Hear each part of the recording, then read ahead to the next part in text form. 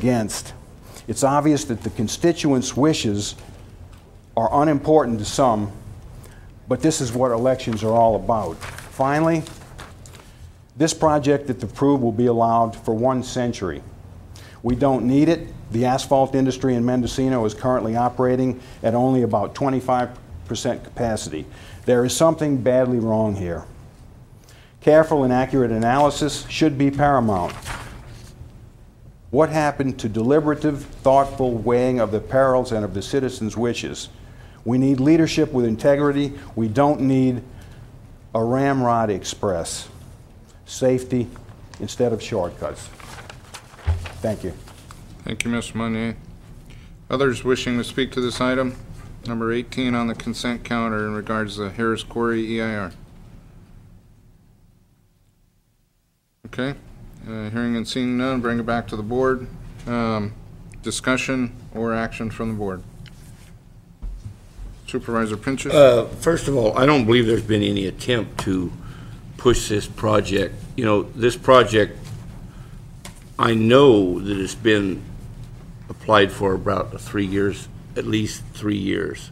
So I don't think that there's been any attempt to push this project along. You know, I just wanted to make that correction. I think any applicant on any project in any county should have a process that takes well under 3 years. So I don't think there's been any attempt by the county or the applicant or anything to push this project along. I think we owe it to anybody on any project to have a process that takes, you know, this is an extremely big project. It has impacts, and but you know, I don't agree with the comments that say that this project has been pushed along, because it hasn't. It's already been in the process for over 3 years now. So, thanks, Supervisor. Supervisor Smith. Thank you, Mr. Chair. The reason I asked that this be pulled from the consent for discussion and consideration was in Mr. Charles' report. So attached to item number 5A18, we have an agreement amendment to number 2 to Board of Supervisors number 06079. The document is 8 pages in length, and beginning on page 6, Mr. Charles talks about in item number 8 the expedited schedule. And I quote from the bottom of page 6, a major reason that Leonard Charles and Associates needs 10 weeks is that for the processing of new information is that the new air quality analysis, in parentheses, needed because the applicant has revised the list of diesel equipment and that would be used, and revised the number of truck trips that would be generated by the project, end parentheses, required for the EIR may require a complete new health risk assessment. And then he goes on to talk about that, if that may be a consideration for the draft EIR.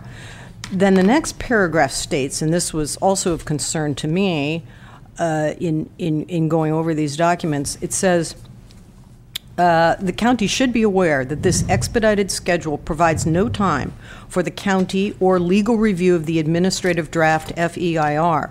We will try to provide county staff with portions of the document as it is completed, but the entire document will not be ready for county review if we need to print it on December 2nd.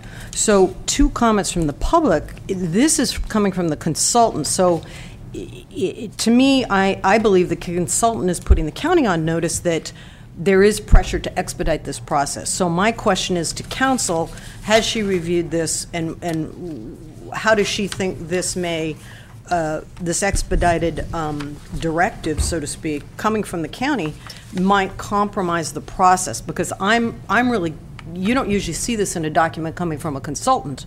And so I have real concerns, and I don't think it's in the interest of the applicant to have this kind of language, and that the applicant and or the county is somehow pressuring the consultant to create a, quote, expedited schedule. And Mr. Charles does talk about this December 16th deadline, so to speak, and needing to get the documents to the county. by December 2nd, but he states here very clearly that this would not provide time for county or legal review. So I would like council to comment.